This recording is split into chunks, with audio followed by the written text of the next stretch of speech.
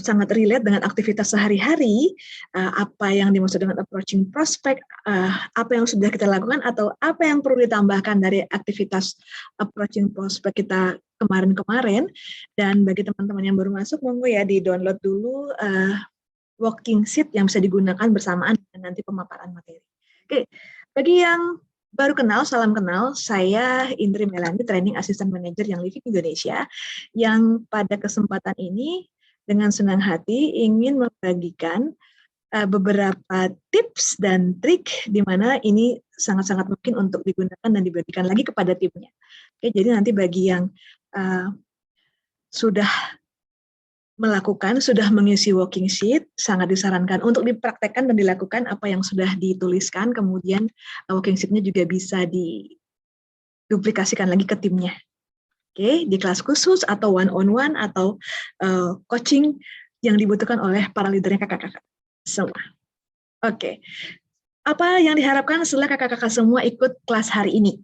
Yang pertama, kita sering bingung ya, kalau dibandingkan setahun, 2 tahun lalu ketika pandemi baru dimulai, ada banyak yang ketiban durian runtuh di japri keluarganya, temannya, sahabatnya, karena mereka aware bahwa kita adalah brand partner yang living, jadi kalau mau mendapatkan oil tertentu atau semua oil yang dibutuhkan bisa menghubungi kita. Namun trennya saat ini, ketika kita mulai masuk kepada masa transisi, yaitu masa endemi, mungkin tidak seperti 2 tahun, setahun lalu situasinya, di mana kita mesti menemukan customer potensial dengan cara-cara yang mungkin sebelumnya tidak pernah kita duga. Kedua, kita bisa memahami dasar-dasar kepercayaan customer, calon brand partner, prospek, lead gitu ya, apa sih yang membuat mereka percaya. Yang ketiga, ada yang namanya konsep social proof untuk keuntungan kita. Kenapa sih leader aku bisa banyak timnya? Kenapa sih leader aku insist aku harus posting medsos secara reguler gitu ya? Nanti kita akan bahas konsep social proof di poin ketiga.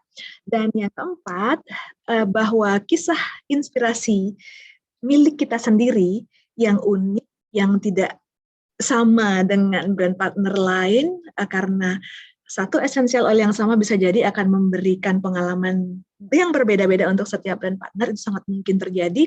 Nah, bagaimana kita bisa ungkapkan kisah inspirasi itu dengan cara seperti apa, di platform yang mana, dan bagaimana triksnya.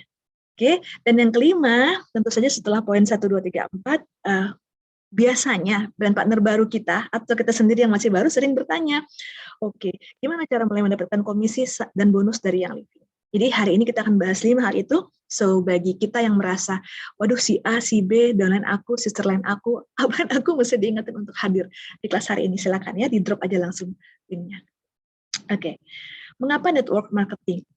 Ya, sementara di society kita, di masyarakat kita, di Indonesia ini, ya kan, dari Sabang sampai Merauke, itu seringkali ketika kita baru selesai sekolah, baru selesai kuliah, harapan orang tua adalah bagaimana kita bisa segera memiliki income sendiri dengan apa ayo?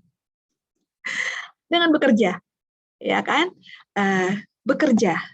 Bisa jadi PNS, bisa jadi karyawan swasta, bisa jadi staf honorer, bisa jadi apapun itu, yang penting bekerja, menghasilkan income. Tapi Robert T. Kiyosaki mempunyai pendapat yang berbeda. Kalau 10, 20, 30 tahun lalu orang-orang sangat meyakini bahwa jika ingin punya stabilitas finansial yang baik, jika ingin menabung, mengakumulasi harta benda, mengumpulkan uang, itu semua didapatkan dengan bekerja dan bekerja. Maka ada konsep yang berbeda yang ditawarkan oleh beliau, yaitu network marketing. Kenapa beliau sangat persisten ya memperkenalkan konsep ini? Karena menurut Robert T. Kiyosaki, orang paling kaya di dunia aja itu mencari dan membangun network. Orang terkaya di dunia, mereka mencari dan membangun network. Sisanya baru mencari work, mencari pekerjaan. Ya, jadi ini deep sekali maknanya buat saya pribadi. Saya nggak tahu buat teman-teman gimana, tapi ini seperti membenturkan kita kepada kenyataan bahwa kalau tujuan kita bekerja adalah mencari kestabilan finansial, orang yang sudah stabil finansialnya saja itu nggak mencari pekerjaan, tapi mencari dan membangun network alias jaringan. Nah, disitulah konsep network marketing datang, bahwa ada baiknya seseorang yang awalnya berpikir untuk mencari pekerjaan untuk mendapatkan income, maka dia hanya akan sekedar mendapatkan income. Tapi ketika dia membangun dan mencari network marketing, pemasaran berjenjang atau pemasaran menggunakan jaringan, maka cepat atau lambat dia bisa menjadi orang dalam tanda kutip kaya. Oke, jadi mungkin 3-4 tahun yang lalu ada brand partner kita yang masih malu-malu, yang masih sungkan untuk membicarakan ini. Namun situasi sekarang menunjukkan bahwa second income, third income, bahkan fourth income adalah sesuatu yang dibutuhkan dan dicari untuk mendukung stabilitas fondasi sebuah keluarga. Benar? So, hari ini kenapa kita membahas sedikit, menyenggol sedikit tentang networking, network marketing. Karena untuk membangun karakter. Karakter yang mana? Malu-malu, sungkan-sungkan, gitu ya. Padahal setiap hari, hampir setiap hari ya, ada banyak teman-teman, keluarga, sanak saudara kita yang menawarkan sesuatu kepada kita. Mulai dari jualan makanan, pakaian, yang berkerudung tawarin hijab, sepatu, tas, buku, ya kan? So, menawarkan yang living, membangun karakter dan rasa percaya diri. Lalu membantu mempertajam proposisi bahwa melakukan yang living bisa disambi jika kita punya bisnis atau pekerjaan lain. Yang ketiga, meningkatkan kepercayaan diri. Artinya, tidak semua seketika langsung bisa menceritakan tentang yang living, gitu ya, sharing yang living. Tapi ketika kita paham bahwa proses networking, membangun networking, itu membutuhkan rasa kepercayaan diri yang bisa dilatih. Hanya bisa dilatih ketika kita melakukan. Kemudian menguasai bisnis pitch. Pitch, ya, artinya ketika kita bicara MLM industri, salah satunya yang living, maka kita memahami seluk-beluknya dan memperluas lingkaran pengaruh. Ketika kita paham bahwa network marketing juga berujar tentang pengaruh apa yang kita lakukan, apa yang kita ucapkan, orang melihat kita menggunakan oil, ya, kita mempengaruhi orang lain tidak selalu dengan ucapan-ucapan, dan mengembangkan sumber pengetahuan. 5 tahun saya di Yang Living sebagai staff, saya yakin dan percaya kakak-kakak semua juga mengalami hal yang sama, semakin banyak terisi ruang-ruang ilmu pengetahuannya yang selama ini kosong, dan kita kira sudah cukup begitu aja menjalani kehidupan ini. Oke, nah tips networking hari ini yang kita pelajari dengan percaya diri, ya, itu untuk selalu bersikap positif, untuk selalu mengutamakan kejujuran, bersikap hormat dan positif, sehingga bukan tentang bagaimana kita menarik orang lain, tapi bagaimana kita merasa tertarik dengan masalah orang lain, pain points orang lain, why-nya orang lain. Oke, it's not all about us, tapi tentang bagaimana calon prospek kita, kenapa dia begini, kenapa dia begitu. Oke, lalu ketika ada kelas, ada event, ada apapun itu offline dan online, kita datang lebih dulu, ya kan, dan kita berangkat lebih awal. Kemudian kita bisa melakukan penelitian-penelitian sebagai bekal. Bekalnya banyak ya, memperkaya ilmu pengetahuan, memperkaya skill untuk berbicara, untuk tampil di depan umum, ataupun memperkaya skill personal, mengapproach ataupun berbicara, bagaimana opening percakapan, dan sebagainya. Lalu kita juga bisa melatih kisah kita sendiri, karena kisah kita sendiri adalah sesuatu yang bisa kita bicarakan tanpa perlu skrip, tanpa perlu direncanakan, mengalir begitu saja. Kita juga bisa belajar mulai memperhatikan bahasa tubuh kita. Ketika kita berusaha mendengarkan orang lain, berusaha mengiyakan orang lain, tapi hati kecil kita tidak setuju, gestur kita sering kontradiktif dengan sikap kita, ya kan? Oh, oke, sekarang saya paham. Kita bilang kita paham, tapi gestur kita, tangan kita bergerak-gerak gitu, seperti ingin segera beralih atau seperti segera ingin mengganti topik percakapan, misalnya. Nah, kemudian kita bisa menghindari alat peraga sebenarnya. Jadi misalnya kan 20 tahun lalu orang-orang punya alat peraga untuk menunjukkan compensation plan atau brosur yang panjang dan kecil susah dibaca saking banyaknya informasi yang ingin disampaikan gitu kan. Dibandingkan dengan kita ngomong langsung, kita tunjukkan langsung lavender atau peppermint misalnya. Karena seringkali mendistraksi orang ketika kita belum terampil menggunakan alat peraga.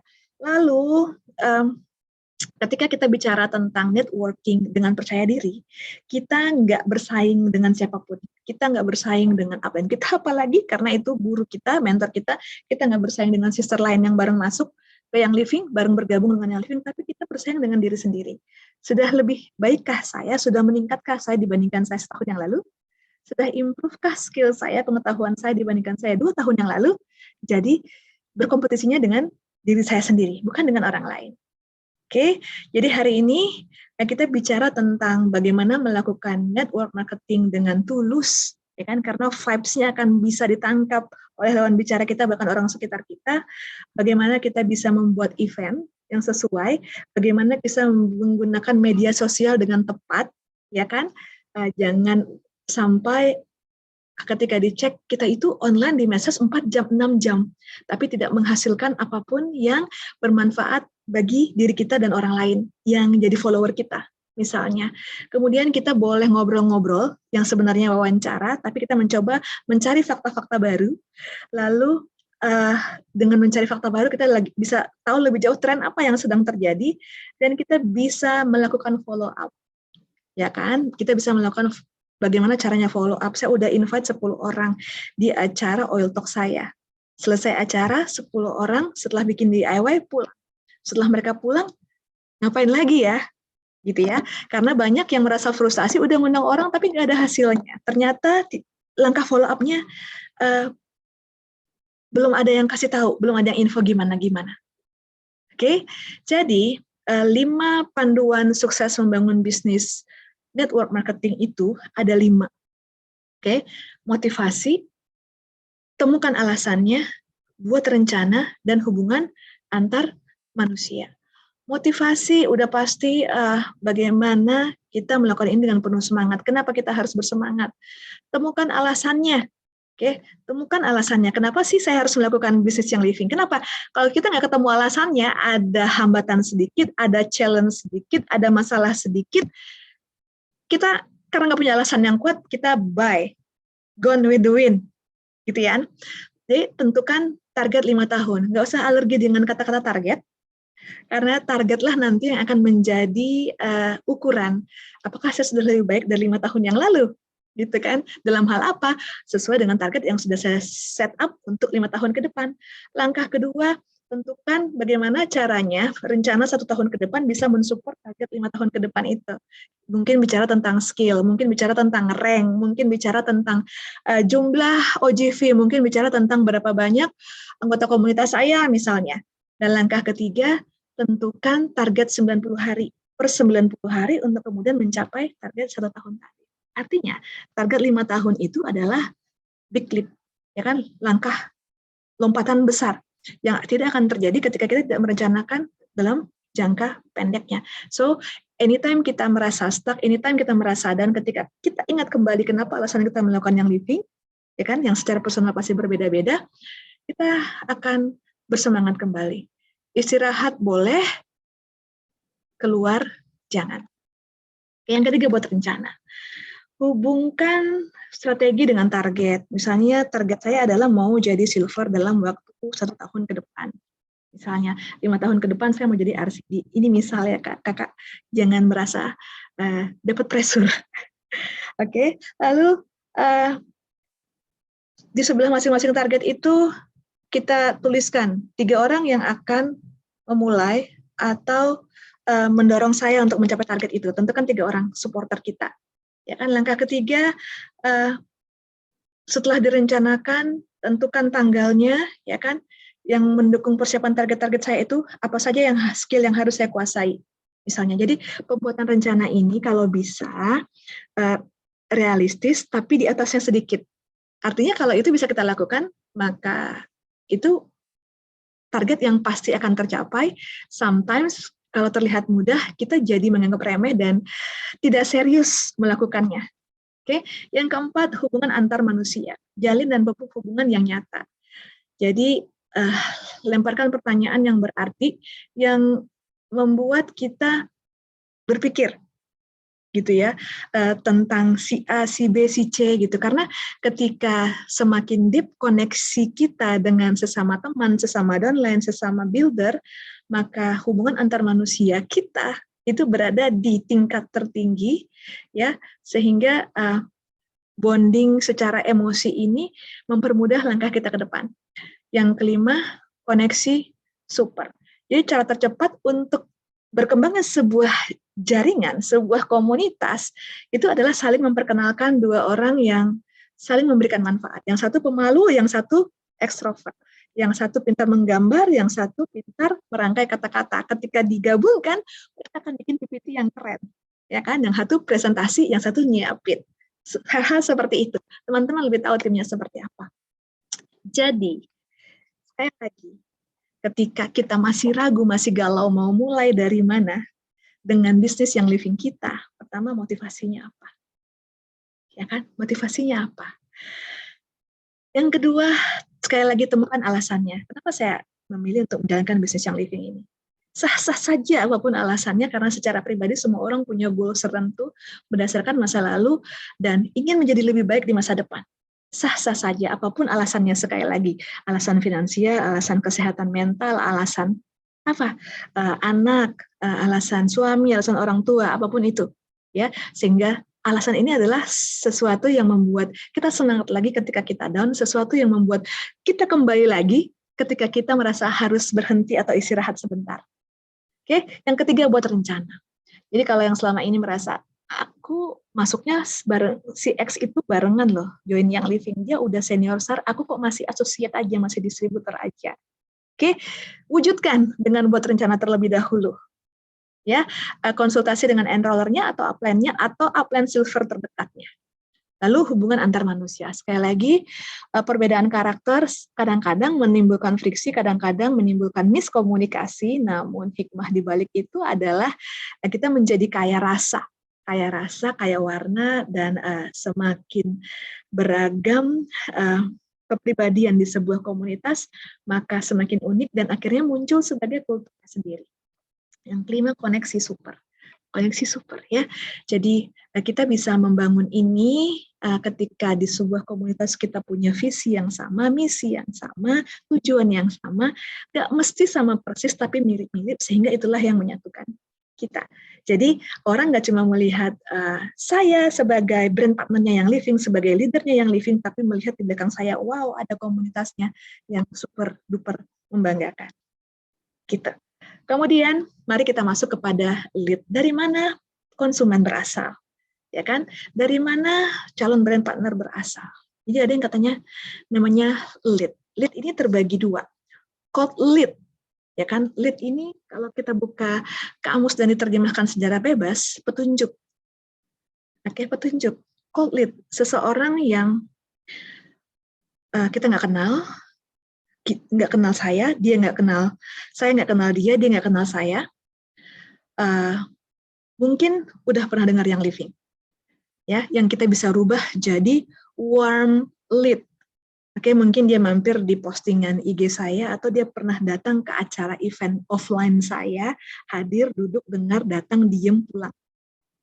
Ya, oke, kita udah make sure bahwa dia kenal saya, walaupun belum kenal banget, hanya tahu gitu ya, dan dia tahu bahwa saya adalah brand partnernya yang living. Itu dia berubah jadi warm lead. Tapi kita punya data di buku tamu, nomor HP-nya, alamatnya di mana, dan siapa yang mengundangnya. Sehingga dengan data itu kita bisa sampaikan informasi-informasi lain, misalnya ada promo new PEP gitu ya, ada promo ongkir, ada promo berhadiah goodie bag, ada promo event, ada promo PV misalnya, kita bisa sampaikan ke dia, sehingga ketika dia jadi warm lead, petunjuk yang hangat dalam tanda kutip, jadi hot lead. Ketika dia udah menjadi hot lead, maka dia baru bisa menjadi prospek kita. Oke? Apa yang terjadi di prosesnya? Jadi begini, Nggak tiba-tiba seorang prospek bisa jadi BP, nggak tiba-tiba seorang lead bisa jadi prospek, ya kan? Nggak tiba-tiba seorang cold lead bisa jadi hot lead. Jadi mungkin ada talk show radio dari yang living, terus dengar cerita teman-teman lagi sambil nunggu anak pulang sekolah di lobi sekolah, ya. Kemudian ada IG Ads, ada event Geos di Medan, misalnya. Terus ada kita nyasar di website, oke, di website yang living. Lalu nggak sengaja mampir di YouTube salah seorang leader yang living. Kemudian scroll down, scroll up, scroll down, scroll up, ya kan?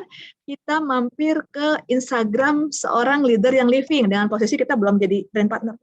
Nah, ketika dua proses itu terjadi, ya, awalnya kita cuma awareness, kita sadar bahwa ada brand yang namanya yang living, ada essential oil, yang brandnya yang living essential oil melalui beberapa fitur-fitur ini. Oke, terus kita menyadari bahwa ketika ada sosmed yang kita mampir atau YouTube yang kita mampir, kita meninggalkan pesan atau kita japri orang yang punya akun IG-nya, kita DM, ya kan, di sini disebutnya email. Oke, terus kita perlihatkan video-video DIY, demo zaman now itu kan video DIY. Oke, di sini tahap akuisisi mulai terjadi. Jadi kenapa kita bisa punya prospek dengan beberapa tahapan, ya, beberapa tahapan, dia nggak langsung deal, nggak semua lead kita itu bisa langsung deal untuk bergabung sebagai BP, karena harus melalui tahapan proses ini. Ada yang baru sekali datang, baru aware aja, terus kita berharap bisa langsung kita akuisisi, langsung deal untuk join bergabung. Dengan melewatkan tahapan-tahapan ini mungkin bisa saja terjadi, tapi sangat jarang terjadi. Oke, kalau dia langsung kena menjawab kebutuhannya, solusi akan kebutuhannya, mungkin dia bisa langsung masuk ke tahapan akuisisi ini. Nah, jangan lupa kalau udah diakuisisi, udah bergabung sebagai customer kita, sebagai brand partner kita, ya kan, diajak masuk ke kelas.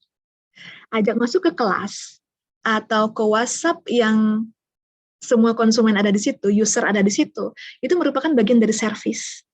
Karena kalau cuma bergabung beli PEP terus dibiarin aja, ya kan, yang habis paling lavender, peppermint, lemon. Oil lainnya yang 7, dia nggak tahu fisik buat apa, ini botol roll buat apa, dia akan berhenti di sini. Oke, dia berhenti di sini, nggak lanjut lagi. Oke, jadi kalau ada yang bilang, iya itu oilnya aja nggak habis-habis, gimana saya mau nawarin RDT, itu PEP-nya aja belum habis-habis, gimana saya mau nawarin produk yang lain, Ningxia belum kolagen, alasannya oilnya belum habis terus. Hey, sudah lakukan apa sehingga dia bisa menghabiskan oilnya? Oke, ini tahapan service. Jadi ketika dia ikut webinar, dia melakukan apa yang disampaikan di kelas itu, ya, webinar ini bisa Zoom, bisa kelas offline, DIY offline, apapun bentuk kelasnya. Oke, ketika dia sudah melakukan dan terbentur akan sesuatu kondisi, dia akan punya pertanyaan-pertanyaan. Ya, ketika muncul pertanyaan, berbahagialah. Oke, Kakak Sasmi, PEP-nya nggak bisa pakai, tanda pertanyaannya adalah sudah ajaran apa aja terkait sama PEP-nya. Jika perlu ajak duduk bareng, sini, ya, ini aku tunjukin caranya, buka satu-satu. Oke ya, semua ini berlaku untuk semua. Nah, ketika muncul pertanyaan, kita merespon, kita mengupayakan jawaban dengan variasi yang banyak, gitu ya. Baru muncul loyalitas terhadap brand yang living. Jadi kesetiaan terhadap brand itu nggak bisa muncul tanpa proses-proses ini. Jangan harap hanya dengan membeli PEP lalu brand partner kita akan ada di kelompok loyalitas ini.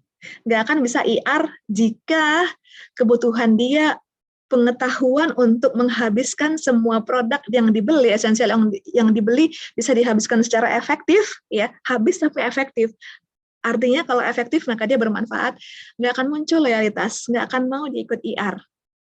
Oke, baru kemudian ditingkatkan dengan pengetahuan-pengetahuan yang lebih detail lagi, baru dia upgrade, baru kita bisa bicara tentang uprank, komisi, bonus, dan sebagainya.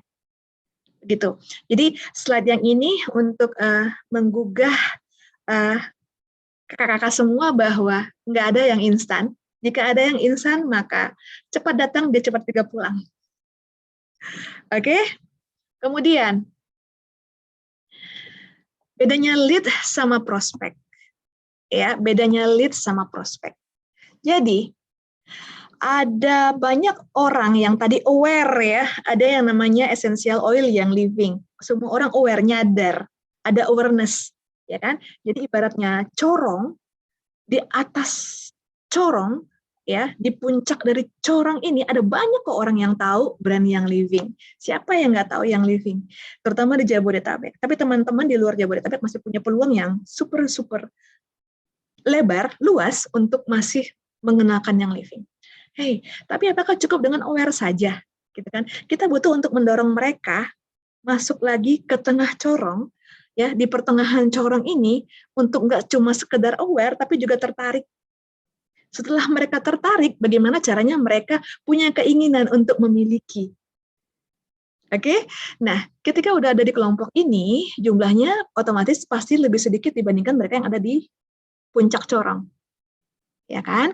Nah kemudian bagaimana caranya setelah mereka ingin, ya, mereka action, bergabung. Oke, setelah mereka bergabung, mereka menentukan kelompoknya. Saya mau jadi product user aja, saya mau jalanin bisnis, atau saya mau jadi product sharer aja, saya bagiin aja, mau enroll, mau enggak, pokoknya saya rajin sharing.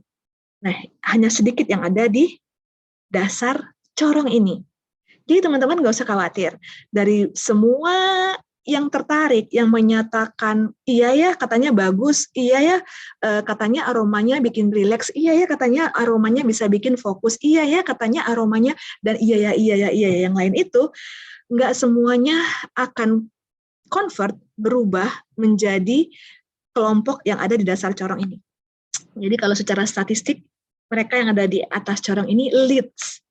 Oke, orang yang tahu bahwa ada essential oil yang namanya yang living, katakanlah mereka jumlahnya 1.000, ya, mereka ada di puncak corong. Kemudian mereka tertarik dan ingin memiliki essential oil yang living, maka dari leads dia berubah menjadi prospek. Ya, leads hanya bisa berubah menjadi prospek ketika dia tahu bahwa essential oil ini solusi untuk masalah saya yang ini. Oke, essential oil yang ini ternyata bisa mengatasi keluhan saya yang ini. Oke, saya susah fokus, oh ternyata essential oil bisa membantu itu. Itu salah satu yang bisa merubah seseorang yang aware bahwa ada essential oil namanya yang living untuk kemudian interest dan menginginkan, oke, saya pengen beli deh kayaknya. Jadi dari 1.000 mungkin hanya bisa jadi 100 aja yang jadi prospek kita.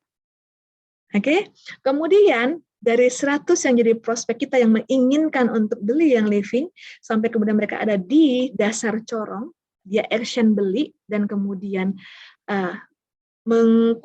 mengkualifikasikan dirinya sebagai itu, mau jadi product user aja, mau jadi product share aja, atau business builder, itu 10 paling. Ini ada di stage 3. Jadi sangat wajar kan kalau ada yang bilang, iya yang approach saya di DM itu ada 100 orang, Kak. Gitu. Tapi setelah direspon, paling 3 yang jadi brand partner. Sekarang paham konsepnya datang dari mana? Itu hal yang sangat wajar. Coba saya mau dapat respon. Udah get the point belum?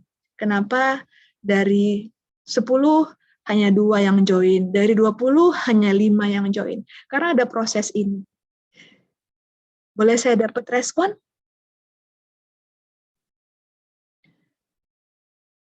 Iya, boleh saya dapat respon? Wajar nggak kalau ada 10 yang nanya, 2 yang join? 20 yang nanya, 5 yang join. Wajar nggak? Wajar ya? Wajar. Kenapa? Karena proses ini yang terjadi. Nah, kalau kita mau punya 10 yang di-enroll, semakin banyak lagi yang harus di-approach. Karena prosesnya ini. Aware, dia aware. Tapi dari lead mau jadi prospek, itu dia harus sadar bahwa dia butuh produknya, kita bisa menjawab kebutuhannya dia sadar bahwa dia ingin beli, ya kan, dan dia tahu bagaimana caranya dia akan beli PEP. Oke, dia punya opsi dan dia punya pilihan untuk itu. Ya, wajar banget ya. Wajar. Oke, baik. Jadi ini untuk apa? Untuk menyemangati teman-teman lagi. Iya, aku udah di-approach 10 orang, tapi yang enroll cuma 2, kan aku jadi capek, dan lain-lain, dan lain-lain, dan lain-lain. Padahal itu adalah proses natural yang terjadi. Nah, kalau kata Kak Melisa, bahkan ada yang 1 tahun kemudian baru, yes, beli PEP. Yes, jadi dia convert jadi dari leads ke prospek, dari prospek ke customer, itu butuh waktu. Tergantung daya tangkapnya terhadap informasi, kemampuan kita menyampaikan informasi juga berpengaruh, dan apakah informasi yang kita sampaikan memberikan solusi untuk dia. Karena orang nggak akan beli sesuatu, nggak akan mau join kalau dia nggak mendapatkan solusi dari apa yang dia beli. Ya, jadi nggak perlu baper. Ingat kembali si corong ini. Pokoknya ketika ada bilang nanti ya, atau aku tanya dulu ya, atau kayaknya bulan depan deh, ingat si corong ini. Bahwa dia baru ada di awareness. Atau dia baru interest, tapi belum sampai ke desire, belum ingin beli. Dia interest, dia belum desire. Nah, tinggal bagaimana kita bisa merubah dia jadi prospek, menjadi customer. Oke? Itulah kenapa komitmen untuk prospecting adalah kunci. Komitmen. Jadi apapun rank kita, prospecting adalah kunci. Kunci apa? Ini. Riset membuktikan 81,6% top enroller, orang yang paling banyak mengenroll atau mendaftarkan brand partner baru, menghabiskan minimal 4 jam per hari melakukan aktivitas terkait dengan sales. Aktivitas terkait dengan sales itu nggak selalu ketemu orang, ya kan? Tadi bikin postingan untuk cari cold leads, orang baru yang benar-benar kita nggak kenal, untuk kemudian kita membangun hubungan sama dia, menjawab kebutuhannya dia. Jadi kalau kita lihat di grafik ini, ya kan, yang 4 jam itu yang warna hijau, itu yang paling banyak menghasilkan enrollment dibandingkan dengan yang kurang dari 4 jam. Oke, ini top performers, ini yang bukan. Artinya mungkin ketika sama-sama mengerjakan kurang dari 1 jam, hasilnya beti-beti. Tapi ketika kita lihat angka psikologisnya, minimal 4 jam aja per hari, bikin postingan, nelpon, ketemu orang, balas email, balas WhatsApp, balas DM, minimal 4 jam per hari, maka dia akan mengenroll paling banyak dibandingkan yang kurang dari 4 jam per hari. Saya tanya, boleh dong, kakak-kakak sehari biasanya melakukan aktivitas terkait dengan sales. Sales ini bisa bikin event, bikin kelas, kemudian prospecting, menjelaskan PEP, bagi PEP yang udah sampai. Sehari ada nggak yang 4 jam minimal? Boleh di kolom chat. Saya tunggu dulu responnya. Ada? Belum. Ada. Jadi ada yang udah, ada yang belum. Oke, thank you ya. Jadi ini juga semoga menjawab kenapa si A bisa enroll lebih banyak dibandingkan saya. Ini mungkin jawabannya. Oke, kemudian bagaimana dengan saya malah bisa seharian? Yes, Ibu Sekar, semangat. Ada tapi nggak rutin tiap hari. Nah, ini tantangannya. Gimana caranya bisa tiap hari? Karena melakukan sales activity itu sometimes buat beberapa orang, terutama yang introvert, bukanlah hal yang favorit. Ya, bukan hal yang favorit. Tapi ketika kita tahu dan sadar dan aware bahwa minimal 4 jam aja, ya kan, dalam rentang waktu tertentu hasilnya akan kelihatan. Nah, saya tidur sehari 5-6 jam aja, kata Kakak Vera, sisanya lakukan sales activity termasuk edukasi. Yes, keren banget. Oke, jadi setelah kita melakukan sales activity, sekarang boleh lihat worksheet-nya. Tadi di link saya udah taruh di kolom chat. Itu ada lembaran, ya, bagaimana cara menemukan customer. Mungkin teman-teman udah pernah lakukan ini. Hey, tapi ada teman-teman kita yang sama sekali belum pernah lakukan ini. Ya, sekarang 1 jam aja Kak, tapi udah mulai rutin. Yes, ini langkah yang baik. Tiap hari sekarang wapri-wapri calon BP. Yes, wapri aja dulu. Ya kan? Ini, worksheet yang pertama, tulis daftar semua orang yang kakak-kakak kenal. Yang kita kenal ini udah hot leads. Ya kan, kandidat aktif, calon yang dalam tanda kutip aktif, kita udah kenal siapa dia, masalahnya apa, anaknya misalnya historinya gimana, keluarganya, orang tuanya historinya gimana, dianya sendiri historinya gimana. Oke, mulai bertemu dengan orang-orang ini dan memiliki tujuan untuk tetap terhubung dengan setiap orang yang ditemui. Hei, ini bagian paling riskan. Saya boleh tanya nggak? Apakah ada di antara kita yang dulu alergi sama teman-teman yang berbisnis MLM lain? Pokoknya ketika ketemu dia kita males, menghindar, atau merasa dijebak. Udah lama nggak ketemu nih teman kuliah. Males di prospek ya, dia ada banyak banget. Terus diajak makan bareng, ujuk-ujuk dikasih brosur, dikasih produk, kemudian kita merasa dijebak dan menyesal udah bersedia ketemu dengan dia. Merasa dikhianati. Bisa ketemu nggak 5 menitan? Nah, itu udah sebuah clue. Ya. Inilah kenapa cara-cara seperti inilah kenapa banyak yang membuat orang alergi sama MLM karena seringkali merasa dijebak. Oke, kenapa? Poin kedua ini bukan tentang berburu di kebun binatang. Ini tentang bertani. Jadi kita olah tanahnya, digemburkan tanahnya, diberikan pupuk kompos. Oke, sebelum ditanami kan tanahnya harus digemburkan dulu, diolah dulu, diberikan pupuk kompos. Ya, kemudian bagaimana caranya saya tetap connecting sama dia? Oh, ternyata dia tipe yang butuh lavender. Oke, kasih tester lavender sekali, 2 kali, yang ketiga kali, kayaknya kamu udah cocok dan perlu deh diangkat martabatnya, pride-nya, harga dirinya, untuk kemudian bisa mencoba botol 15 ml dengan membeli ya kan dari stok pribadi kita misalnya, atau langsung enroll dengan PEP, di PEP juga ada lavender. Poin 2 ini kritikal. Artinya kita harus bertani, jangan jadi pemburu. Kita harus bertani, jangan jadi pemburu. Kita harus bertani, jangan jadi pemburu. Bertani itu butuh waktu untuk panen. Pemburu door langsung di tempat, langsung dapat ketangkep. Ya kan?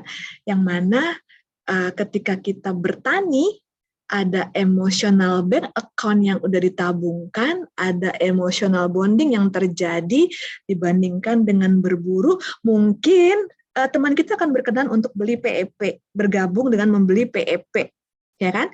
Tapi setelah itu dia akan malas ketemu sama kita karena kemarin bisa dijebak. Dibandingkan dengan kita bertani. Bangun emosional bonding dulu, terkoneksi, kita tahu persis gimana situasi dia sekarang, situasi keluarganya, situasi kesehatannya, anak-anaknya gimana, suaminya gimana, orang tuanya bagaimana. Oke, itulah yang disebut dengan proses networking, secara aktif untuk membangun hubungan. Jadi nggak heran ada yang 6 bulan lalu, 1 tahun lalu, yes kakak Marimar, Eba, ini dia sebenarnya yang bikin yang living berbeda. Oke, no hard feeling, no baper-baper club, ya kan, ada informasi apa sampaikan, kita tahu dia butuh waktu untuk memproses secara internal, dia butuh meyakinkan dirinya, dia butuh berkomunikasi dengan support sistemnya, karena membeli PEP adalah sebuah proses bagi banyak orang, butuh kepastian dan butuh tanggung jawab untuk spending sejumlah uang. Oke, kemudian ini dilakukan di worksheet yang sudah kita bagikan.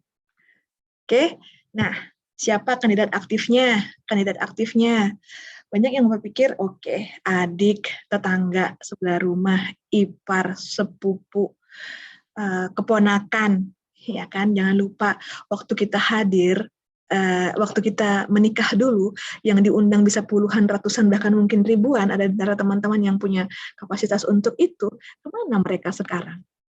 Ya kan? Mama mertua Horas, Kak Elza, yang hadir di kawinan kita dulu, mereka diundang, pastilah mereka dianggap cukup kenal, bisa dikenal sangat dekat atau bahkan dekat. Oke, dokter gigi yang menangani kita, yang ngitungin pajak, akuntan kantor kita, lawyer, ya kan, pengacara waktu ngurus sengketa tanah mama di kampung, ya kan. Terus kita punya kelompok yoga, kita punya kelompok pecinta alam zaman dulu. Terus kita punya kafe favorit tempat kita nongkrong, yang saking seringnya kita nongkrong, ownernya kita mungkin juga udah kenal. Atau seseorang, 2 orang, 3 orang yang juga rajin nongkrongnya sama kita, ketemu di situ. Jadi ketika kita bicara tentang ini, selagi belum semua yang ada di phonebook kita sudah pernah kita hubungin dengan berbagai metode dan platform, maka kita masih punya banyak kandidat aktif sebenarnya.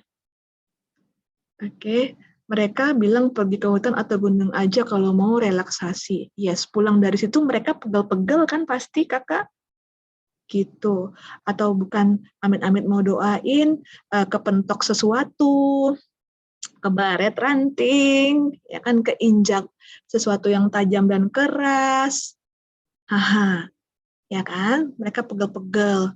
Even pecinta alam pun masa nggak mau di RDT. Kena bara api, percikan kayu, ya kan? Waktu matok tenda, kepatok jarinya, nggak bermasuk, sekali lagi mendoakan yang jelek-jelek, tapi it happens everywhere. Jadi apapun profesinya, siapa sih yang nggak butuh essential oil sekarang? Oke, ini kemungkinan-kemungkinan. Ada lagi nggak yang di luar ini? Saya mau tahu, mungkin ada yang di luar ini teman-teman pernah lakukan.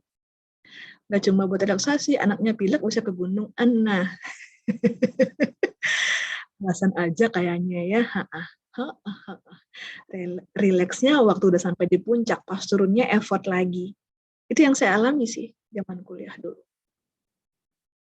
Terus effort nyuci sepatu dan celana gunung yang berlumpur itu loh, gengs. Ya kan? Serasa pengen lari lagi ke puncak gunungnya biar nggak perlu cuci sepatu dan celana itu. Yang lumpurnya tebal. Udah ditolak-tolakin, gimana ya cari kontak baru? Kulit kering, kata Kakak Marimar. Oke, kata Kakak Santi Sianipar. Gimana ya cari kontak baru? Ya ini udah semua, pokoknya udah semua. Soalnya saya udah 5 tahun nih yang living. Oke, baik. Saya udah punya daftar kandidat. Sekarang gimana? Cek dulu ini. Keahlian. Orang bisa percaya kalau kita terlihat ahli. Nggak perlu ahli kayak profesor ya.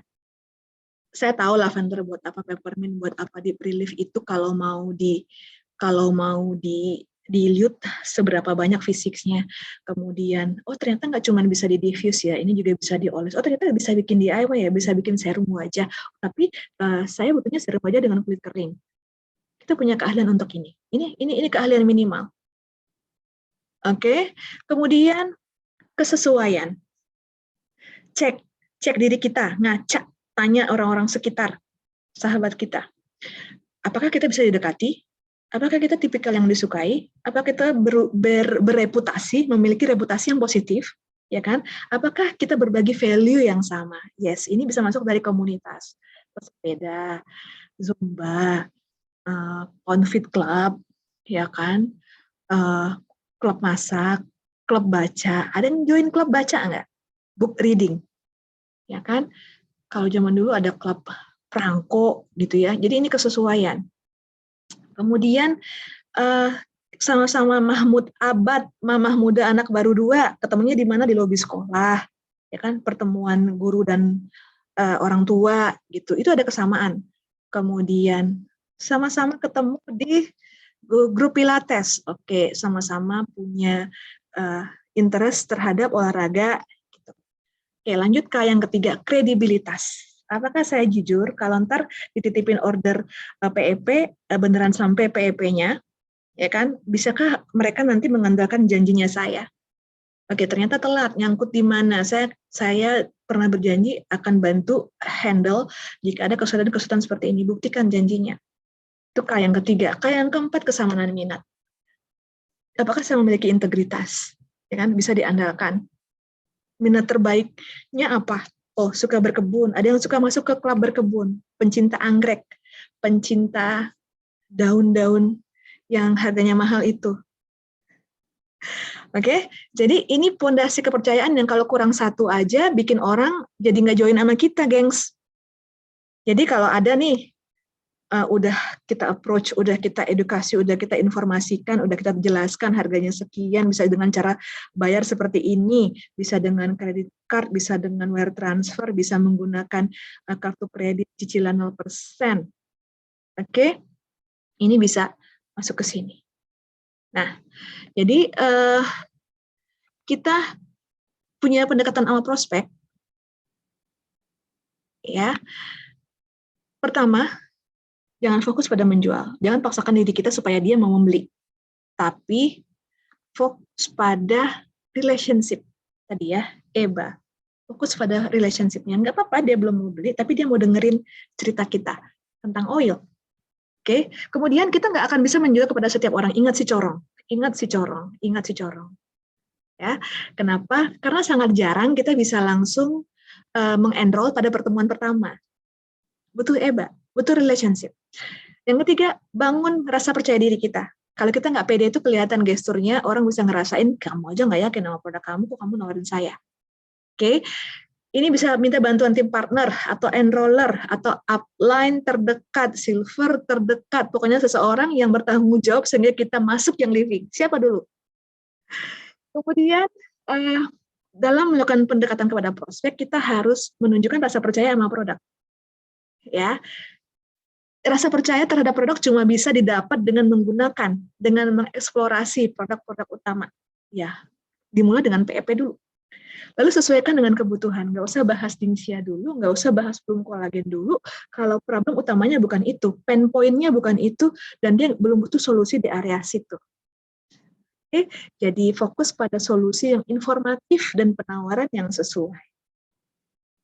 Ya, kalau dia memang nggak harus masuk dari essential oil, tapi masuknya dari seedling karena bayinya kulitnya sensitif dan dokternya menyarankan untuk mencari produk-produk bayi yang tidak mengandung A, B, C ingredients-nya, tawarkan seedling, why not?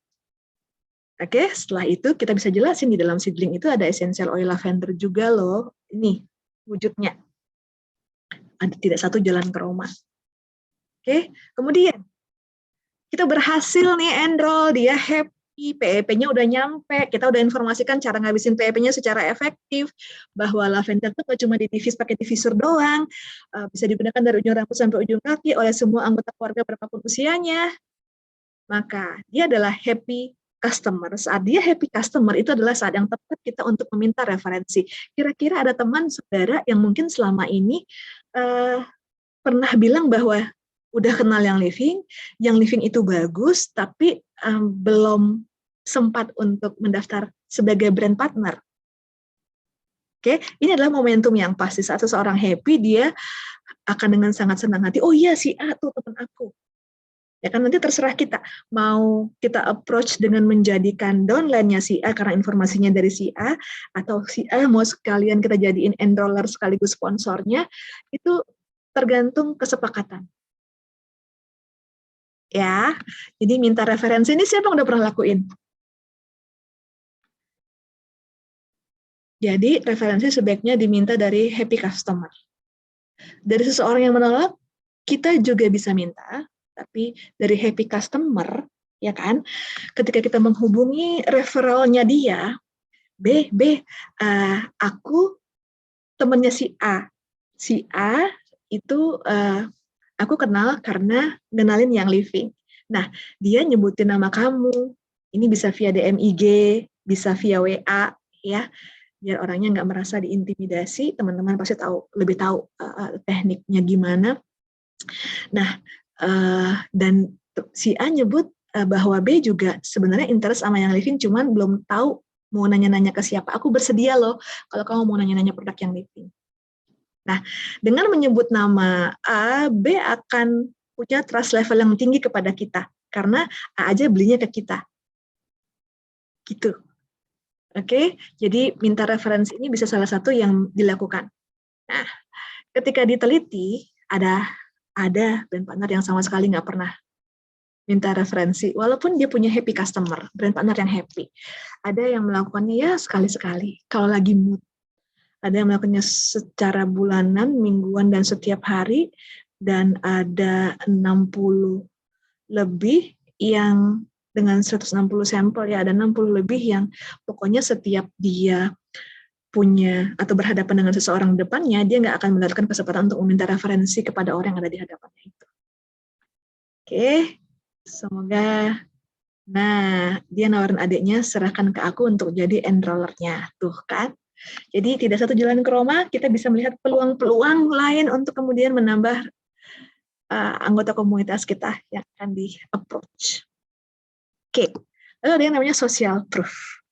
Ya, udah menjadi kebiasaannya kita, terutama orang Timur, orang Indonesia, cenderung mengikuti arahan orang-orang yang serupa dengan kita. Tadi kelompok mamah-mamah muda anak baru 2 yang ada di lobi sekolahan, ketika yang satu ngomong A, yang B, yang C menimpali, bagus nih, iya nih, bagus nih, aku juga udah coba, dan kemudian diikuti sama yang lain, kita cenderung jadi ikut setuju dan teryakinkan, walaupun kita belum coba.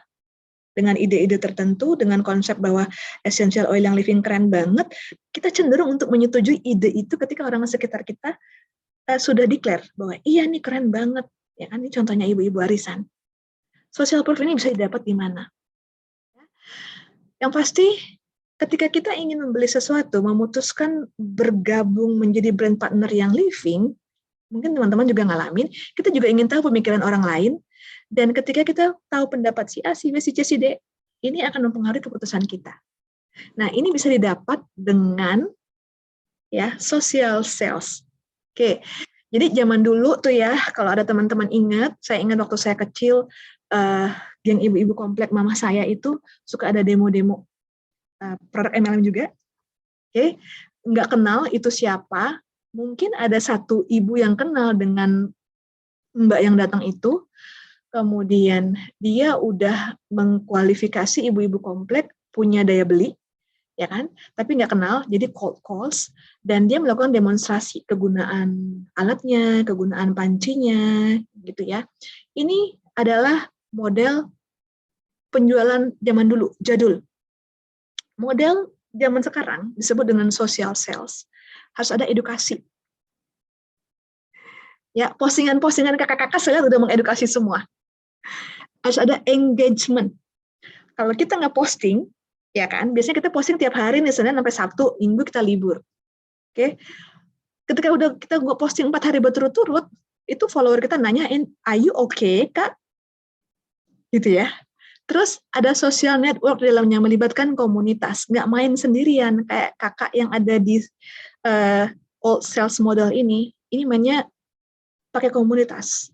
Kelihatan crowd-nya, kelihatan hypes-nya, kelihatan kebahagiaan yang terpancar dari semua yang ikut di kelas itu.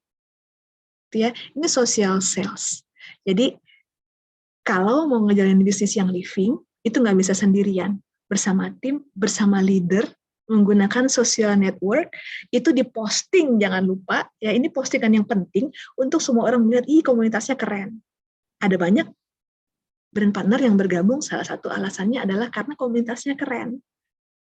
Ya, ini sales model zaman sekarang. Ada edukasi, ada engagement, ada social network-nya. Oke, baru dia ketemu, muncullah penjualan, muncullah enrollment. Edukasi doang, tapi dia nggak lihat ada komunitas, ini orang beneran ada nggak? Ini orang fake nggak? Ini orang kalau ada apa-apa bisa dikejar nggak? Bisa ditemui nggak? Gitu ya, kalau cuma mengedukasi doang tanpa kita pernah tahu.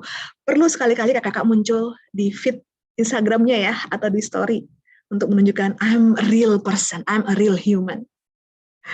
Oke, pakai yang mana tapi gitu ya, social sales yang mau kita munculkan di komunitas. Jadi ada 5 platform utama di dunia yang digunakan social platform untuk social selling. Jadi kakak-kakak yang dapat lead, dapat prospek dari Instagram terutama, itu adalah social selling. Oke, nah kalau kita lihat ada 5 kelompok secara produktivitas ataupun finansial. 18-24 yang merah, 25-29 yang biru, yang hijau 30-49, yang biru 50-64, yang hijau 65 tahun ke atas. Ya kan? Biru dan hijau ini 50-64 ini kan usia mendekati dan sudah pensiun. 65 ke atas ini kan sudah ini ya, senior citizen kita bilangnya. Jadi daya beli mereka biasanya lebih rendah karena secara sosial mereka juga udah nggak membutuhkan status punya apa, beli apa gitu ya. Tapi mereka masih menggunakan sosial media. Oke, mereka masih menggunakan sosial media. Yang paling banyak, tentu saja yang waktu luangnya paling banyak juga, itu yang kelompok berwarna merah. Ya, 18-24 tahun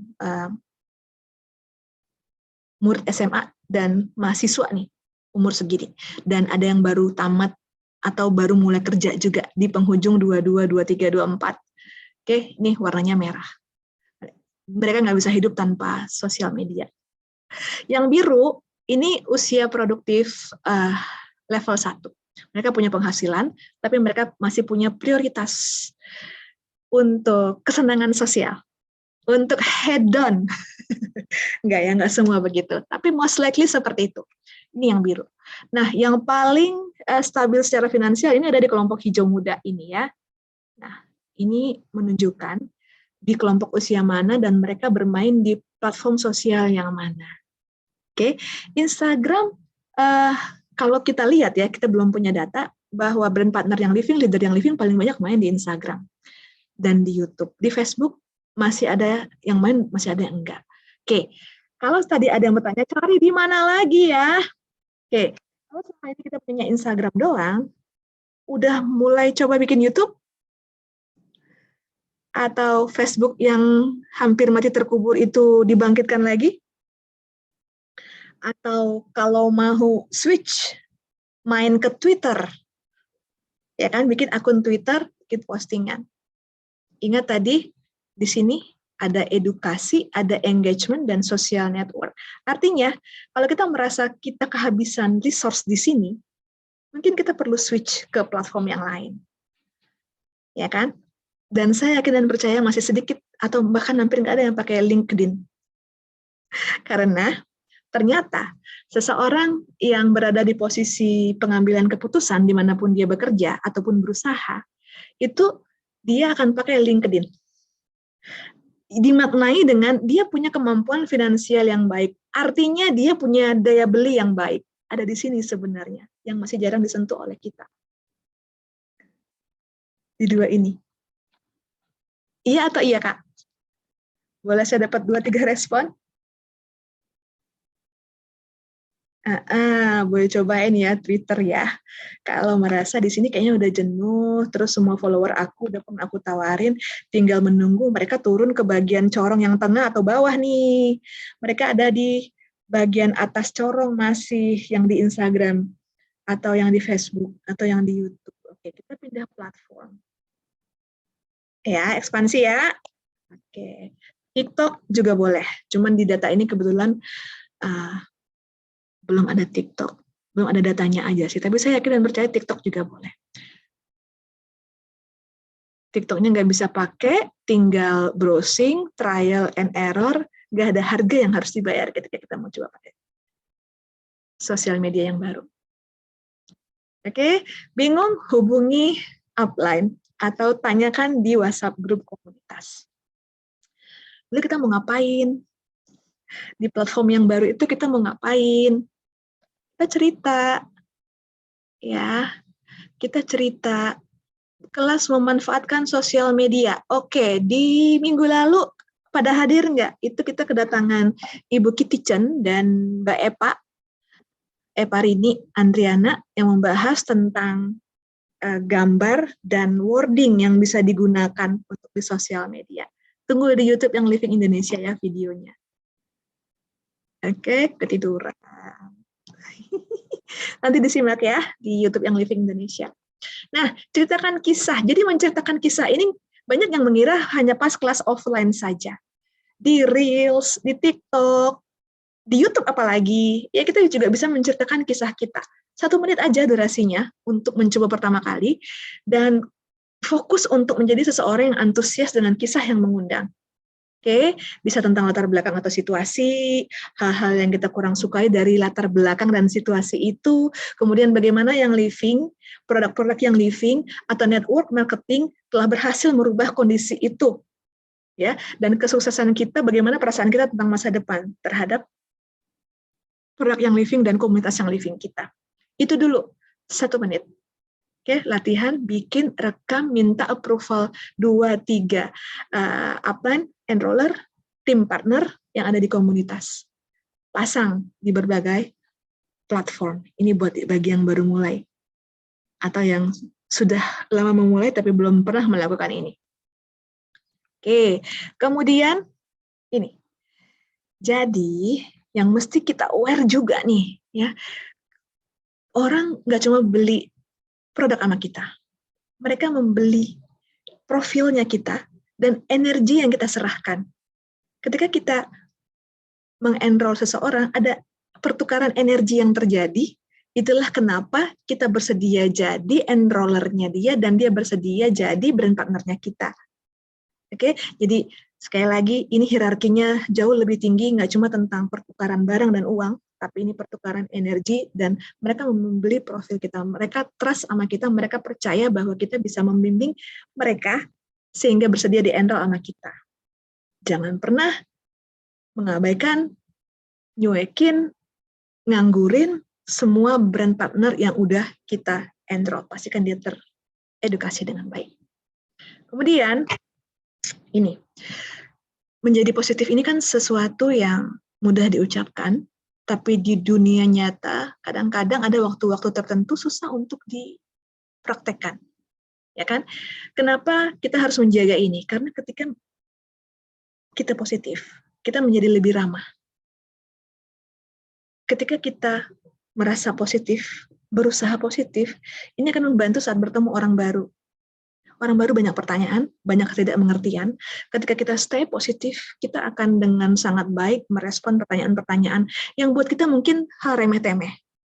Kemudian, sikap positif dan upbeat juga mengembangkan dan memelihara relationship yang terbentuk. Dan nggak ada orang yang nggak suka ketika kita tersenyum. Ya kan? Dan di dalam bisnis yang living, kemampuan bersosialisasi ini merupakan aset penting untuk membangun jaringan. Jadi nggak selalu dengan upline dan downline dengan sister lain, ya kan? Apalagi ketika kita punya skill yang berbeda, kita bisa collab untuk 2 jaringan yang berbeda, 2 sister line yang berbeda. Nggak pernah ada hal jelek ketika kita selalu mencoba bersikap positif. Oke, saya mengamati, saya menjadi saksi bahwa sikap-sikap positif inilah yang membuat banyak komunitas di yang living walaupun berasal dari leader organisasi yang berbeda akhirnya bisa collab bareng, bisa menyatu, bisa saling bertukar ilmu, bisa gantian jadi speaker di komunitas yang berbeda masing-masing. Oke? Karena ketika kita tersenyum itu membuat orang bersedia, tertarik sama kita dan melupakan kelompok-kelompok yang dibatasi oleh hal-hal yang nggak penting batasan-batasannya itu.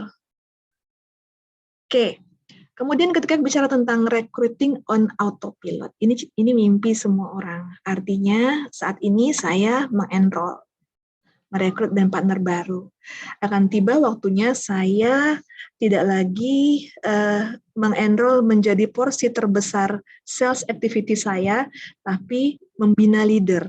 Misalnya. Namun, semua yang baru datang di tim saya, yang baru bergabung di tim saya, tentu saja juga ingin mendapatkan dan merasakan manfaat bonus dan komisi seperti saya di awal dulu.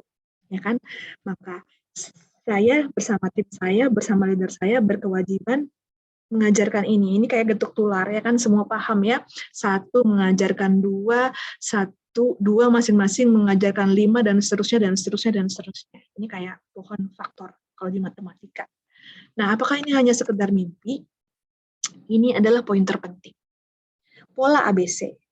Jadi saat kita mengenroll seseorang, perlu dilakukan pendampingan enrollment.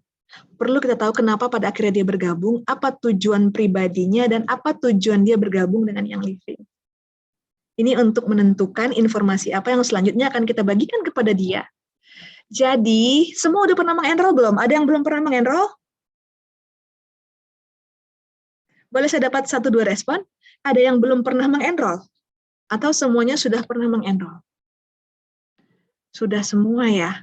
Oke, ini keren banget. Alhamdulillah kalau udah pernah mengenroll semua. Dan saya mau ingetin aja bahwa tanggung jawab enroller itu adalah tentang bagaimana membuat brand partner baru memulai dengan baik. Oh, Kakak Dek belum ya? Bagaimana membuat brand partner baru memulai dengan baik, mulai pakai PEP-nya dengan baik, mulai login ke VO dengan baik, ya kan? Mulai scroll-scroll di YouTube dengan baik, ini Instagram yang Living Indonesia, semuanya pokoknya memulai dengan baik. Jadi tanggung jawab enroller itu bukan tentang bagaimana membuat brand partner baru sukses atau gagal. Ya, ini tentang pokoknya brand partner barunya memulai dengan baik. Dia belinya apa? PEP. Ya udah memulai dengan baik cara menggunakan PEP. Oke? Ini pendampingan enrollment. 30 hari pertama, enroller, sponsor, tim partner membuat brand partner baru memulai dengan baik. Ya kan? Daftar kontak, ajarin cara mengundang, cara menyelenggarakan event, ajak menghadiri event perdana. Oke? Kemudian apa ini pola ABC? Ini tools, ini alat, ini metode, terutama bagi mereka yang belum percaya diri. Jadi ABC ini 3 orang. Ya, si C, sebut saja namanya C, jika dia punya profil yang lebih baik dalam hal posisi, misalnya dia seseorang di pemerintahan, status finansialnya sangat-sangat stabil, pengalaman dan jam terbangnya tinggi, berusia matang, maka kita harus membantu brand partner kita atau diri kita sendiri dengan menggunakan ABC ini. Terus si C ini misalnya sahabat terbaik kita, keluarga dekat kita. Karena saya banyak sekali mendengar dari teman-teman brand partner justru keluarga, sahabat, dan kolega yang sangat-sangat baik hubungannya dengan kita merupakan orang-orang yang kita gentar sendiri, keder sendiri, enggak pede untuk cerita tentang yang living kepada mereka. Benar apa benar? Kemudian, jadi ABC ini, pola ABC ini singkatan dari A, advisor. Ini penasehat.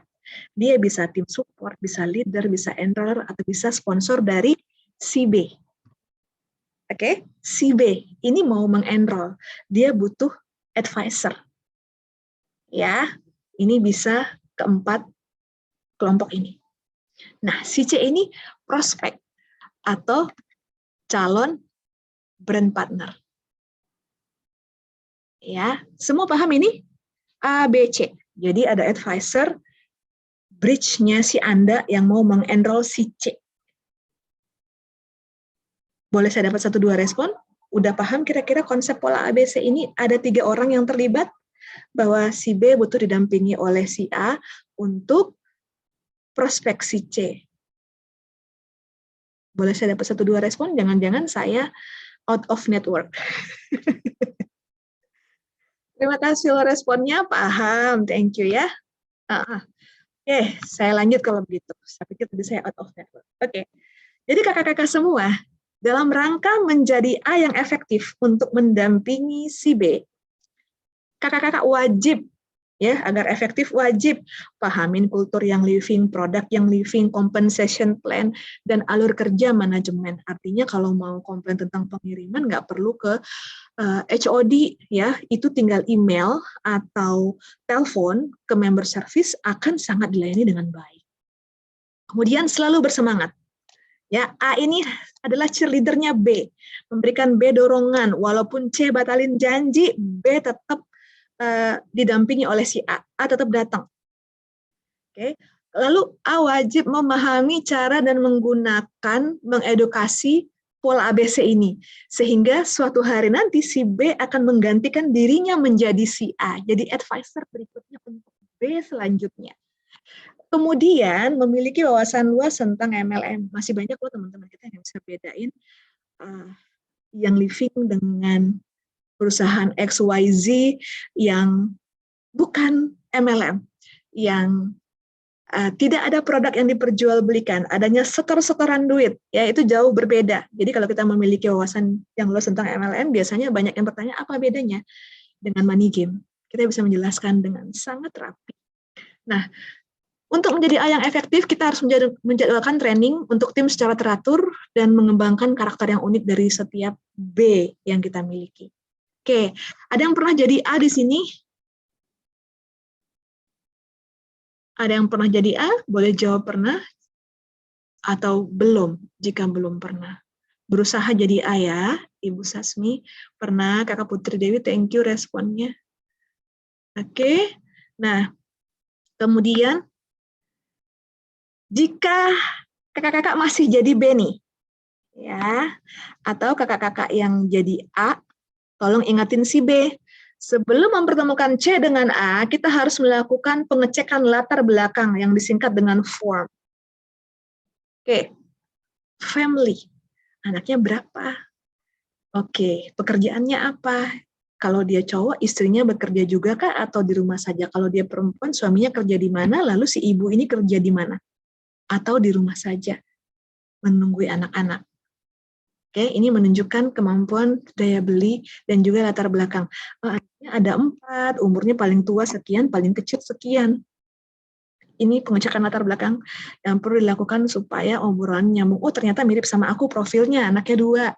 Oke, yang gede kelas 5, anakku yang gede kelas 4 misalnya.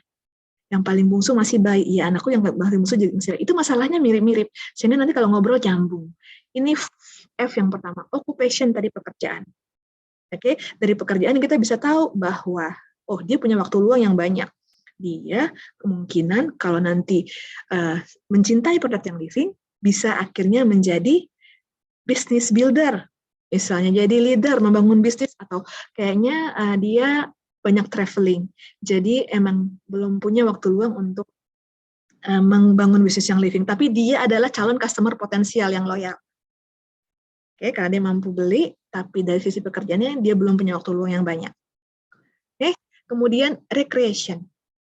Jangan bahas tentang silver retreat, sebuah activity traveling, mengunjungi farm, kalau orangnya nggak suka berada di outdoor. Mending kita bahas sesuatu yang temanya outdoor, bahwa diffuser bisa bikin suasana romantis, bisa dipakai ketika kita bekerja butuh fokus, apalagi kalau dia dosen, profesor, gitu ya. Apa rekreasinya? Oh, ternyata dia senangnya baca buku. Wow, cocok banget itu, diffuse clarity sambil baca buku. Apa rekreasinya? Oh, dia rekreasinya main golf kalau weekend 4 jam, 6 jam, gitu kan. Oh, oke. Berarti dia butuh oil-oil yang bisa dioleskan, yang hangat, yang menyamankan. Gitu ya. Ini bisa menjadi bahan di kita nanti. Oke, aku ada member yang potensial tapi sibuk banget. Gimana ya Bu biar dia bisa on track? Nah, ini 2 hal. Kita mau on track dia dalam hal apa? Jadi konsumen aja, user aja, karena mau membangun bisnis kayaknya saat ini belum memungkinkan. Kalau dia memang concern dengan mau jadi konsumen yang loyal, sampaikan informasi-informasi produk sesuai dengan kebutuhannya. Terus bagaimana caranya tanya pekerjaan seseorang? Pasangannya yang sopan dan tidak membuat tersinggung, kadang ada orang yang tidak suka ditanya pekerjaannya. Ceritakan dulu pekerjaannya kita. Tapi ini harus dilakukan sebelum ketemu ya. Kalau memang nggak dapat info apa-apa, kita boleh ceritakan pekerjaan kita terlebih dahulu. Iya, saya dulu pernah kerja di perusahaan XYZ, ya kan? Di perusahaan XYZ, terus nikah, terus punya anak 1, masih lanjut kerja, punya anak ketiga nih sekarang, saya putuskan untuk nggak bekerja lagi. Itu bisa di-open seperti itu, kemudian kita akan bisa melihat feedback kalau kita benar-benar nggak punya data tentang itu. But anyway, jika kita mendapatkan si C dari rekomendasi, minimal seseorang yang merekomendasikan dia tahu pekerjaannya, ya kan? Atau tahu industrinya. Member yang juga yang bagus di MLM lain, itu bisa nggak sih Bu buat aturan di YLEO? Jadi tergantung tempat dia bergabung. Kalau ada yang misalnya di level diamond, kalau di kita, di company lain, dia boleh jadi user aja. Jadi dia nggak membangun bisnis. Mungkin dia butuh essential oil, di company lain tempat dia ranknya diamond itu dia belum punya produk essential oil, biasanya perusahaan yang sebelah itu mengizinkan untuk dia memakai aja. Gitu kakak. Oke, kemudian message. Ya kan, message ini message ya, bukan massage. Kita mau nyampaikan apa sih pesannya untuk dia yang terkait dengan value-nya yang living. Kalau highlight-nya adalah keluarga, kita punya message bahwa ada banyak keluarga yang mendapatkan manfaat essential oil. Ada produk mulai dari bayi sampai personal care yang bisa digunakan semua orang, bahwa yang living peduli banget sama keluarga. Itulah makanya kita memastikan ada 2.500 bahan yang nggak boleh ada di personal care-nya yang living. Saking pedulinya kita sama setiap keluarga brand partner. Oke, jadi ini 4 informasi yang B harus tahu, ya kan, sebelum B mempertemukan A dengan C. Sampaikan ke A ya, ini tugasnya si B, mencari informasi terkait dengan form ini. Sampaikan ke A, karena A ini nanti biar aktif sebagai seller gimana? Ini pertanyaan bagus ya, nanti kita masuk ke slide hampir terakhir kayaknya. Oke, cara menggunakan pola ABC. Jadi A harus diskusi sama B. Apa sih kemungkinan kebutuhan si C ini? Tentukan waktu dan tempat untuk berdiskusi. Nah, kemudian B harus pastikan, halo, kemarin kan kita janjian di ini jam segini ya. Besok sampai ketemu gitu untuk mengingatkan kembali. Belum hari H. Oke, jadi ini yang dilakukan oleh B. Nah, saat A dipertemukan dengan B, B wajib menjelaskan betapa A ini layak dipercaya, punya wawasan luas, kemampuannya bagus, unik, dan sukses. Kemudian selama A presentasi tentang yang living, presentasi ini enggak seperti saya presentasi ini kali ya, ngobrolnya lebih santai, lebih rileks. Nah, B mendengarkan, mencatat. Oke, ini kan dalam rangka proses pembelajaran ya, pola A, B, C ini. B menyaksikan A melakukan. Oke, pengaturan yang idealnya seperti ini. Pokoknya si A ini harus dominan kemampuannya, terlihat punya wawasan yang luas, unik, dan sukses. Nah, B sama C setara. Harus begini yang benar kondisinya. Jangan sampai C jadi malah dominan, terlihat lebih mapan, lebih mampu, lebih berwawasan dibandingkan A. Ini salah situasinya. Ini akan menciptakan awkward moment, momen yang aneh. Terus nggak bisa juga ketiga-tiganya setara. Pokoknya A ini harus dominan, terlibat banyak, ngomong banyak, menjelaskan banyak, dalam rangka mencari tahu si C ini interest nggak, butuhnya apa, kebutuhannya apa. Bukan ingin membuat C tertarik karena A pinter, luas, berwawasan, tapi bagaimana caranya A membantu B agar mendapatkan profil si C lebih lengkap dan lebih utuh. Tapi ternyata di situ B lebih dominan, gengs. Maka itu waktunya B mandiri. Oke, A bisa melanjutkan dengan B berikutnya. B di sini yang hijau akan menjadi A selanjutnya. Gitu ya, jangan sampai A mantannya si C. Boleh-boleh aja sih. Oke, ya dunia ini emang unik ya. Apapun itu jadi mungkin. Kakak Santi, lucu banget. Oke, jadi saat A selesai presentasi, B bisa mengambil alih, tanyain sama C, ada yang kurang jelas, ada yang ditanyakan. Mumpung A ada di sini sama kita, biasanya susah nih ngajakin si A, sibuk banget, timnya gede soalnya. Setelah C pergi meninggalkan tempat, A sama B diskusi ya, gimana follow up si C. Apa hal positif yang terjadi, apa hal negatif, hal apa yang harus diimprove dari meeting tadi. Oke, nah saat B masih baru memulai pola ABC ini, A harus terus mendampingi dan mengedukasi. Tapi kita bisa bikin batasan. Oke, aku si A, aku akan dampingi kamu B 3 kali maksimal. Yang keempat kalinya kamu yang ngelakuin, aku yang mendampingi. Ya kan? Aku mendampingi, aku menimpali jika dibutuhkan. Kalau enggak, kamu lanjutkan.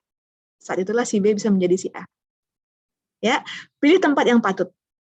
Kalau bisa jangan C yang pilih. Ya kan, upayakan bukan C yang memilih tempat, kecuali rumahnya milik si C. Oke, pilih tempat yang patut, bukan tempat pilihan C. Kenapa? Netralitas tempat akan mempengaruhi pembuatan keputusan bergabung apa enggak. Kalau saya A tapi nggak pintar-pintar banget, bagaimana Bu Indri? Ini pasti Ibu Kakak Sasmi tetap lebih pintar dari brand partnernya yang baru bergabung. Ya nggak sih? Tahu lebih banyak, lebih pintar tentang yang living dibandingkan brand partnernya yang baru bergabung. Benar? Benar. Kita sepakat. Nah, posisi duduk. Segini detailnya pola ABC ya. Posisi duduk. Ini C, ya kan? A harus berhadapan sama C, B mendampingi C. Oke, terus di belakang A ini tembok ya, gengs. Kalau misalnya janjiannya di kafe, gitu ya. Di belakang A ini upayakan tembok. Nggak ada orang lalu lalang di belakang A. Atau jalan masuknya nggak di belakang A. Di belakang A ini tembok. Jadi C fokus ke A. Oke, kemudian ini kemungkinan lain, A di tengah-tengah antara B sama C. Tapi B tetap mendampingi C karena yang kenal C ini B. A ini adalah seseorang yang akan present sumber informasinya. Jangan sampai C berhadapan sama B terus A duduk di sebelah B.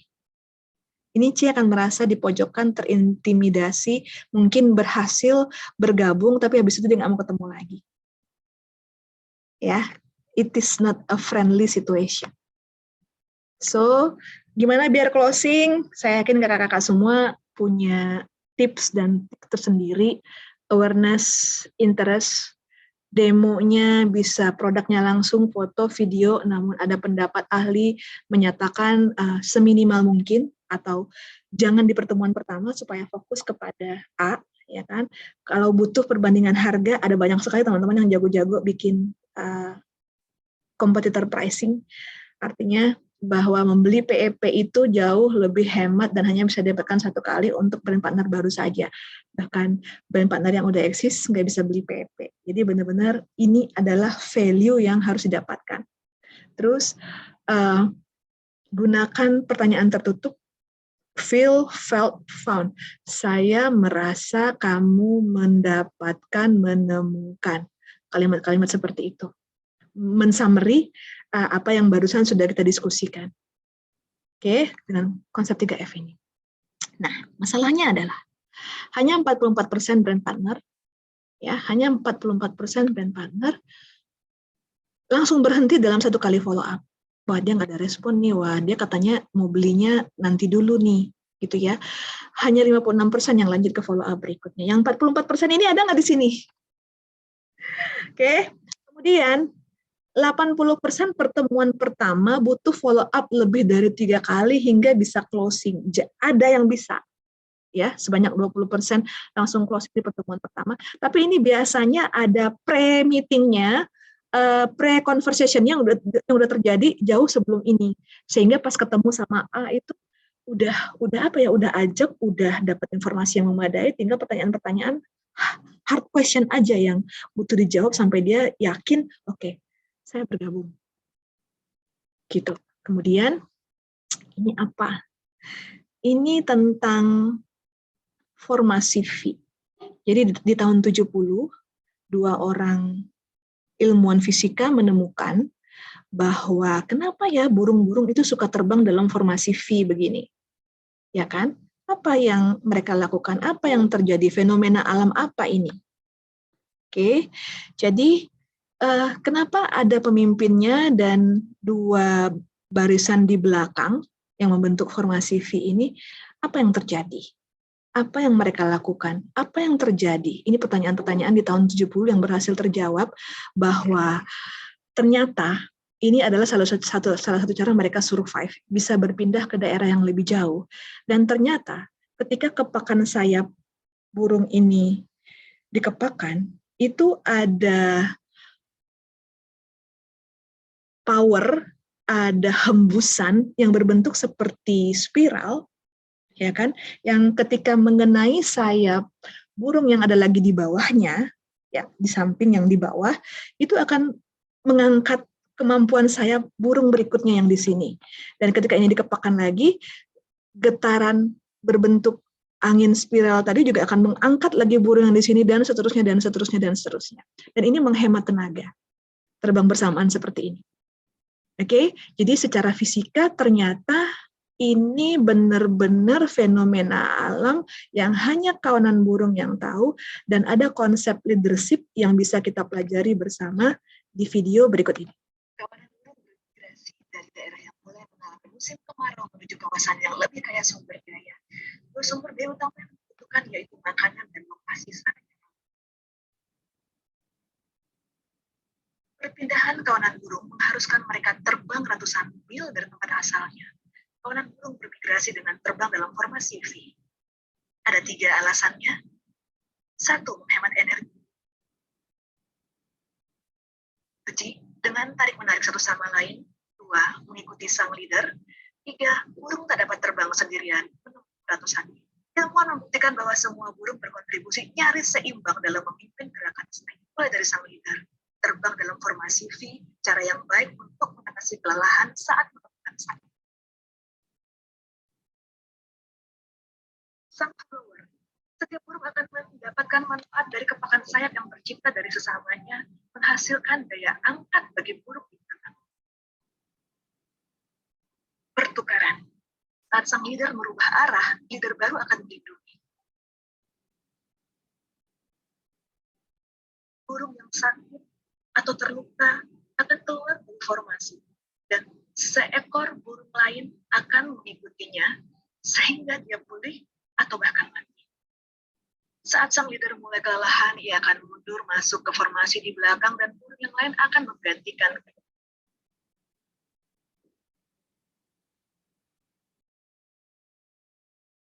Resistensi. Jika seekor burung keluar dari formasi, ia akan segera menyadari dirinya butuh ketahanan ekstra dan segera kembali ke dalam barisan.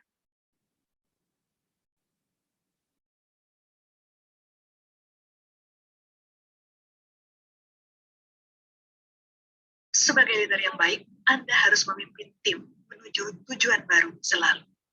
Sebagai leader panutan, Anda lah yang menciptakan lingkungan yang diikuti oleh tim Anda. Inilah yang disebut budaya dalam tim Anda. Kawanan burung. Oke, masuk akal. Jadi kakak-kakak mau terbang sendirian atau bersama kawanannya? Karena kalau bersama kawanannya, kecepatannya bisa disesuaikan, mengurangi kelelahan. Saat kita udah lelah, ada seseorang yang lain akan membackup. Iya, berjamaah, bersama-sama. Oke, jadi teman-teman semua beruntung punya komunitas, punya leader yang membersamai, yang selalu berusaha berkomunikasi, kemudian menjawab pertanyaan, mencarikan solusi. Jadi ini bisnis MLM paling keren karena punya komunitas. Oke, tentang bagaimana cara mulai mendapatkan bonus dan komisi, saya akan bahas sekilas aja karena kelas yang tepat ada di Compensation Plan 101. Jadi ketika baru mulai saya dapat apa? Bisa dapat strategic bonus. Caranya gimana? Saat new enrollee saya mulai beli PEP, saya akan dapat 290.000, dan untuk dapat bonus ini saya harus punya minimal 50 PV. Bonus yang kedua disebut dengan fast start. Fast start ini ada 2 level.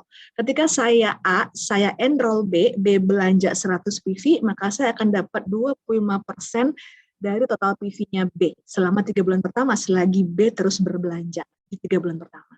Lalu B mengenroll C, maka saya bisa dapat fast start bonus level 2. Jumlahnya 10% dari total PV orderannya C selama 3 bulan pertama juga. Oke. Kemudian yang ketiga, saya bisa dapat komisi unilevel. Kalau saya punya level 1, saya akan dapat 8% dari total PV di level 1 saya, dari Sally dan Rachel. Jika saya punya level 2, saya akan dapat 5% komisi unilevel dari total PV, Bill, dan Leah. Dan untuk bisa mendapatkan komisi unilevel ini, saya harus punya minimal 100 PV.